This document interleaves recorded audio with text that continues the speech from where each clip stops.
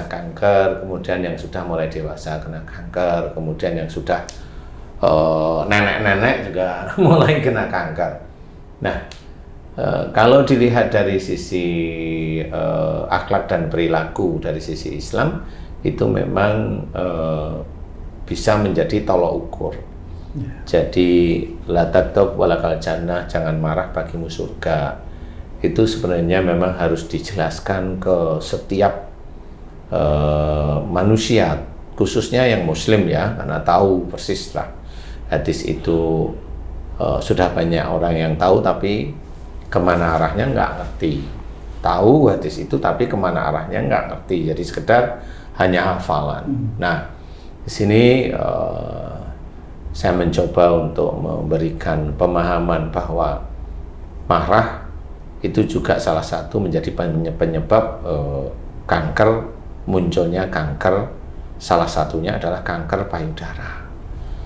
Nah, marah yang bagaimana yang menyebabkan kanker payudara? Marah yang disimpan, yang akan dikeluarkan, ingin membalas sebenarnya. Jadi kalau mamanya saya marah sama Haji J, nggak cuma diem, tapi ingin membalas sebenarnya. Cuma disimpan, masih disimpan. Jadi inginnya itu membalas. Tidak terlihat itu maksudnya, ingin membalasnya. Nggak terlihat, nggak terlihat. Wajahnya aja kukuk seperti itu. Nah, itu sebenarnya mau membalas, tetapi nggak dilakukan karena nanti kalau dibalas lebih hancur-hancuran lagi. Jadi dia pilih menyimpan marah tersebut, dan itu kalau dilakukan terus-menerus baik kepada orang tua maupun kepada pasangan, ya insya Allah itu munculnya kanker payudara. Di marah yang disimpan, marah yang akan dikeluarkan tapi disimpan. Pamannya anak putri, mohon maaf nih, ini yang sering saya tangani nih. Anak putri ini maksudnya itu ya sudah dewasa, tapi belum umur 45 tahun, umur 20-an ke atas. Ini mamanya tahu kalau ayahnya selingkuh mamanya. Nah, ini pemicu sebenarnya. Sehingga anak putri ini karena tahu ayahnya selingkuh, dia marah. Dan kalau lihat ayahnya marah itu muncul, tapi nggak bisa dikeluarkan. Karena menghormati orang tua seperti itu, Pak. Ya, dia mencoba untuk menghormati tetap ya, tapi ya nggak dimunculkan. Marahnya tetap ada gitu. Ya, marah tetap ada. Jika ketemu sama orang tua ada. Kemudian kalau orang tua ngomong nggak digubris, karena memang tahu ayahnya selingkuh. Nah, ini pemicunya, salah satu pemicu. Jadi anak di bawah umur 45 itu kalau kanker payudara, salah satu pemicunya itu. Atau lihat ibunya itu selingkuh, ninggalin ayahnya, sama. Prosesnya sama, dia mau marah sama ibunya, dia tahu, walaupun ayahnya tidak tahu, dia tahu karena pernah nguntit ibunya. Menguntit loh ya. Untung kamu nggak dikuntit dulu ya. Ngeri. Ngeri sih. Apa tuh? Kankernya itu loh, ngeri.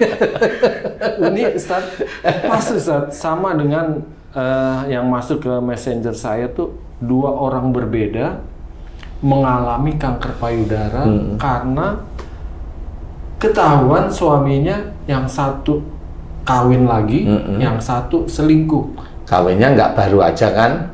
Lama. Udah lama udah punya anak, ketahuan lah istilahnya. Ya. Itu dia menderita kanker payudara. Nah, apakah solusinya seperti itu, Ustaz? Kalau analisa penyakitnya mirip. Oh, mirip. Iya, dia menyimpan marah kan gitu. Iya. Loh, tahu-tahu suaminya punya istri lagi, punya anak, gimana mau nggak marah kan gitu ya kalau orang ya. Ya akhirnya mau marah, dia ngomong sih, tapi kan masih marah gitu.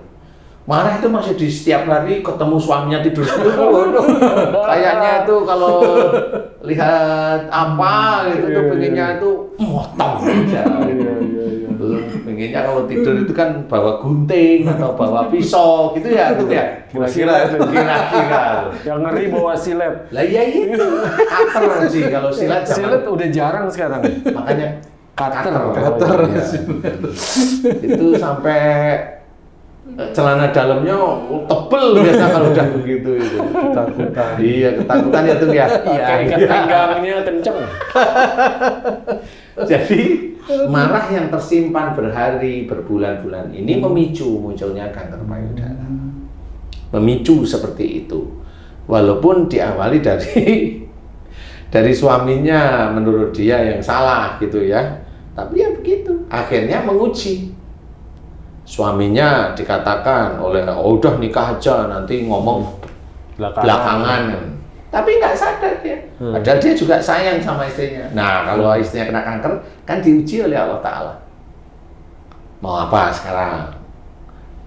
Mau istrinya ditinggal? Kalau ditinggal, wong dia masih sayang kan gitu. Karena kalau nggak ditinggal, biayai. Gitu. Sama akhirnya. Biayai kankernya itu. Biayai kanker sama biayai yang di sana. Banyak dua. Kan gitu. Biayai kalau sembuh. Iya, loh, kanker itu kan sulit sembuh. Ini makanya kalau sembuh. Ya, walaupun sebenarnya kanker itu kalau diawali dari marahnya dengan pasangan, insya Allah sih 50% itu, insya Allah ya, itu bisa sembuh. Insya Allah. Bisa sembuh. Ustaz. Insya Allah bisa sembuh kalau sama pasangan. Kalau apa? Pasangan. Sama pasangan. Maksudnya sama pasangan apa, Ustaz? Ya, itu pasangan tadi itu sama suami istri itu mau sama marah sama suaminya gitu. Kecuali orang tua ya. Ya kalau kecuali orang tua kan beda ya sih ya. Kalau dengan pasangan itu dengan suaminya maksudnya. Jadi insya Allah dari titik itu insya Allah masih ada kemungkinan sembuh seperti itu. Tapi tinggal dia marahnya masih nggak dengan suaminya, itu aja. Kalau ingin sembuh harus berhenti marahnya. Berhenti, berjanji sama Allah Ta'ala untuk tidak marah lagi dengan suaminya. Apapun bentuk kesalahan suaminya, serahkan sama Allah Ta'ala, maafkan. Fa'fu anhu. Kemudian wastaghfir lahum, maafkan mereka, doakan kesalahan atau dosa-dosa mereka kepada Allah Ta'ala, itu yang harus dikerjakan. Masalahnya Ustaz, orang yang terkena kanker payudara ini ke dokternya udah masuk stadium minimal 3 Ustaz. Jarang yang dari awal tuh udah tahu dia kanker payudara gitu. Yeah. Jadi untuk penyembuhannya sepertinya Kelas gitu. sulit gitu. Iya. Itu gimana mendeteksi awalnya Ustaz? Gimana? Saya nggak punya alatnya saya. Saya nggak punya alatnya, Ji. Tetapi paling tidak itu pembelajaran dari agama kita kan mengajarkan baik. Dari kecil kita itu sudah banyak makan pelajaran agama dari santren, kan gitu ya. Jadi tidak hanya cuma pelajaran yang ada di otak, tetapi kerjakanlah di setiap saatnya. Karena istilahnya kalau kita mau mengamalkan wadhkurullaha katsiran la'allakum tuflihun, dan banyak-banyaklah mengingat Allah agar kamu beruntung. Dari kalimat mengingat Allah agar beruntung ini kan sebenarnya dalam keseharian apa yang kita kerjakan, dari mulai kita itu mau tidur, bangun tidur, sampai tidur itu selalu mengingat kepada Allah Ta'ala. Mengingat itu ya mengingat ayat-ayat yang ada dalam Quran, mengerjakannya, kemudian mengingat hadis-hadis Nabi yang sahih, mengerjakannya, kan seperti itu. Kemudian mengerjakan sunnah Rasul, itu ingat kepada Allah Ta'ala agar beruntung. Beruntung itu kalimat kalau orang yang selalu mengingat Allah dalam semua kegiatan sehari-hari, beruntung itu insya Allah menurut saya masuk surga. Itu jadi beruntung itu bukan terus kaya, terus itu bukan beruntung, itu masih diuji lagi. Ya. Jadi beruntung ini maksudnya Allah ini masuk surga. Jadi harus ada pelajaran seperti itu, sehingga itu nggak cuma mendetek, sehingga kita dilindungi oleh Allah Ta'ala dari berbagai macam penyakit, dari berbagai macam persoalan-persoalan di dunia, dari berbagai macam persoalan mencari atau mendapatkan harta yang halal, yang thayyib. Dari situlah nanti Allah akan mengatur istilahnya. Jadi kalau gimana caranya mendetek, nggak tahu, saya kan laki sih. Benar. Nggak ngerti saya. Iya. Nah, pasien saya yang kanker payudara kan ya nggak pernah saya kayak apa sih kan nggak boleh gitu ya. Iya. Cukup saya kena kanker payudara Ustadz. Oh ya cukup sudah. Nggak nanya stadium berapa itu. Ya paling nanya itu. Kan ada dulu ya. Dulu ada ini loh Ustadz langsung mulai ya. Nggak boleh nggak usah. Udah masih tua, masih tua. Itu biasanya yang sudah tua. Yang sudah tua. Aduh dulu tapi ya. Tanpa disuruh dan Tapi intinya adalah harus diketahui bahwa insya Allah kanker payudara itu mengawali sebelum munculnya itu marah yang akan dikeluarkan tapi dipendam, disimpan. Dan itu kalau dilakukan berbulan, bertahun ya muncul insya Allah. Kalau dibilang tumor payudara beda. Hampir-hampir mirip lah. Kalau tumor itu benjol, kalau kanker itu langsung menyerang. Bentuknya seperti itu kurang lebihnya ya. Tapi bisa aja awalnya tumor terus jadinya nanti kanker, bisa saja seperti itu. Dan memang itu bagi orang-orang yang emosionalnya kuat sulit untuk sembuh. Saya sudah hafal, sulit untuk sembuh. Dia harus memahami bahwa dirinya emosional, itu pahami dulu. Kemudian belajar untuk tobat kepada Allah Ta'ala untuk tidak marah. Kepada siapa saja, ya pada pasangan, kalau mamanya dia itu pejabat, dia kan punya anak buah. Triggernya itu ya di anak buahnya itu sebenarnya. Mungkin maksud Ustadz, memahami dia ini emosional, maksudnya memahami dia ini salah gitu Ustadz? Iya, pahami. Banyak yang nggak mau dibilang salah satu. Lah kan memang seperti itu. Jadi kalau saya amati dari saudara-saudara kita Muslim yang lain-lain itu, dia merasa tidak pernah salah di hadapan Allah Ta'ala. Karena kalau sudah sholat, sudah dianggap masuk surga. Sudah bacaan Qur'annya bagus, sudah dianggap masuk surga. Nggak seperti itu. Oh iya juga ya. Iya. Padahal yang menderita kanker itu juga mungkin ya seperti pasien Pak Ustadz, rajin sholat. Ya rajin sholat, rata-rata rajin sholat, berjilbab dan sebagainya. Rajin pengajian dan mencoba untuk puasa Senin Kamis banyak sebenarnya. Dia marah sama pasangannya dianggap nggak salah. Dianggap nggak salah. Apa wajar dong marah gitu kan? Kan Ya. istrinya kan Ya. gitu. Kan gitu. Apalagi kalau nyuruh nggak pakai marah, nggak merasa bersalah lagi itu sih. Ini benar nggak sih? Iya ya. Hanya cuma gitu kan. Wah, yang disuruh yang bingung ya kan. Wah ini kalau nggak saya kerjain ditinggal nih. Jadi intinya adalah jangan marah beneran ya. Khususnya bagi mbak-mbak dan ibu-ibu. Pemicu itu macam-macam. Pemicu itulah sebenarnya ujian bagi kita. Kalau orang tuanya ada yang selingkuh, kalau orang tuanya ada salah, ada melakukan dosa, maafkan saja.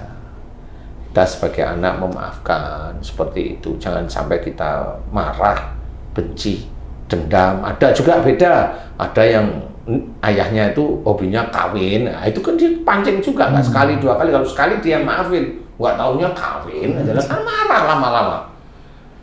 Nah itu kenapa ya bapaknya sendiri yang nanti kalau anaknya yang kena kanker payudara itu kanker nggak bisa sembuh, akhirnya meninggal, bapaknya itu besok bertanggung jawab terhadap kematian anaknya. Sebenarnya begitu. Jadi jangan hanya cuma berpikir tangan dan kaki menjadi saksi. Enggak, itu kan dari kita sendiri. Nah, kalau dari penyakit-penyakit yang muncul sehingga seorang itu melakukan dosa dari mana? Nah, kan ya dari apa yang dikerjakan sehari-hari itu. Ketemu dengan siapa? Pokoknya kamu seneng sama Haji J. Gitu. Nah, jangan. Loh, umpama. Udah nolak duluan. Laki sama laki. Loh, kan ada yang laki sama laki seneng, Ji. Itu kan namanya laki. Jadi umpama gitu ya nanti bertanggung jawab di situ. Memang dia di dunia happy gitu loh. Tetapi di akhirat nggak bisa namanya happy, itu nggak bisa. Jadi harus bertanggung jawab. Semua harus dipertanggungjawabkan. Makanya kita harus hati-hati menjalankan kehidupan beragama Islam, bersyariat Islam, mencoba ada di dalam sunnah Rasulullah, di jalan Allah. Harus hati-hati dari mulai cara bicara, melihat, mendengar, berpikir itu juga harus hati-hati. Yang jelas semua titipan kepandaian dari Allah Ta'ala tentang Islam di diri kita itu adalah alat untuk menjadikan kita lebih berhati-hati di dalam mengerjakan kehidupan sehari-hari di dunia. sehingga dengan orang lain tidak gampang merendahkan, tidak gampang meremehkan, walaupun itu anak kita. Tidak perlu kamu itu tahu apa. Jadi ngapain ngomong seperti itu, kan anaknya jadi jengkel. Lah kalau ditanya, lah ngapain aku dilahirkan, Pak? Itu gimana? Malah nuntut orang tuanya. Ya kan begitu. Nah itu sama, itu besok itu orang tua dan anak itu saling terkait untuk saling menjadi saksi di akhirat. Nggak bisa emang untuk main-main. Nah inilah cara hidup, bahwa penyakit itu ujian, iya ujian, tapi dicari. Kenapa kok munculnya penyakit? Oh itu keinginan Allah aja. Loh, berarti kamu menuduh Allah itu berbuat zalim karena kamu merasa tidak punya dosa kalau gitu. Tidak boleh seperti itu. Kamu masih manusia. Masih banyak dosa yang kamu kerjakan sehari-hari. Kita manusia, masih banyak kesalahan. Mengejek saudara kita yang lain, merendahkan yang lain dan sebagainya. Nah, ini yang harus kita sadari. Belajar untuk tidak menyimpan marah yang akan dikeluarkan, disimpan terus-menerus berbulan-bulan, sehingga itu menjadi salah dan dosa di hadapan Allah Ta'ala. Kemudian kalau sudah cukup nisabnya, cukup takarannya, ya muncullah penyakit yaitu kanker pada payudara. Kalau sampai ketiak, benjol, lengannya benjol, nah itu biasanya marah dengan pasangan atau orang tua yang berhubungan dengan pekerjaan. Bisa juga menyebabkan kanker itu Pak Ustadz ya? Iya, bisa. Lah kalau mamanya kamu nyuruh istrimu tuh nyuruh ngelakuin itu, nyuruh ngelakuin ini, kamu sendiri enggak ini, nyuruh nyalain, salah dikit nyalain, lah kan marah lama-lama istrimu. Loh marah itu kan macam-macam, ada diem, ada yang nyemprot kamu gantian kan gitu. Kebanyakan aja gitu. Kebanyakan bukan ya gitu, semprot-semprotan. Nah, Pak Ustadz, apakah mungkin seorang yang menderita kanker payudara itu juga disebabkan karena sihir atau santet? Karena saya pernah ada teman ini Pak Ustadz, ini istrinya kena kanker payudara, dia bilang, kayaknya gue disihir sama selingkuhan suamiku itu. Mungkin nggak itu Pak? Tidak, insya Allah enggak ya, dia marah aja dengan suaminya. Marah sihir itu insya Allah tidak bisa merusak organ. Insya Allah nggak bisa. Sihir itu tidak bisa merusak organ. Insya Allah selama ini yang saya amati nggak bisa. Tapi menyerang organ yang lemah.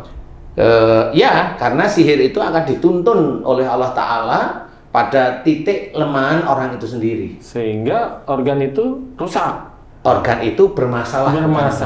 Rusak itu enggak. Bermasalah. Sakit yang enggak pernah sembuh. Nah, tapi dicek nggak apa-apa gitu? Nggak apa-apa, itu kan bermasalah. Sehingga kalau dia udah bosan ke dokter, akhirnya dok, udahlah apa yang mau dioperasi beneran sama dokter. Alhamdulillah gitu. Dapat duit. Ya, alhamdulillah. Jadi selama ini yang saya amati tidak kanker. Kalau dokter udah bilang kanker stadium 3 udah betul itu insya Allah. Gitu. Kalau saya ya tinggal apa yang harus saya kerjakan, memberikan pengertian secara Islami, kemudian apa yang dikerjakan, taubat kepada Allah Ta'ala, minta maaf kepada pasangan atau orang tuanya, dan itu istiqomah terus-menerus lakukan dan jangan diulangi lagi. Ya, udah itu aja. Insya Allah mudah-mudahan ya kalau memang itu dengan pasangan, insya Allah mudah-mudahan mereda. Biasanya seperti itu, mereda. Tapi kalau dengan orang tua bisa sih insya Allah mereda, tapi nanti akan muncul lagi. Karena orang tua itu kalau udah marah dengan orang tua kayak bom waktu. Sekali waktu pasti meledak, stres gitu. Seperti itu. Nah ini mudah-mudahan ini bisa menjadi ilmu bagi sedulur beriman yang lain agar belajar untuk menjaga diri kita itu tetap istiqomah dan mengerjakan agama Islam. Amin. Ya, jangan berbuat buruk. Amin. Dilarang. Salah satu orang yang diizinkan oleh Allah Ta'ala masuk surga itu adalah orang yang beriman dan berbuat baik. Nah, berbuat baik inilah yang sehari-hari kita berikan kepada jamaah itu memang untuk menuju ke arah surganya Allah. Insya Allah seperti itu. Insya Allah ini hanya doa saya aja. Amin. Wallahu a'lam.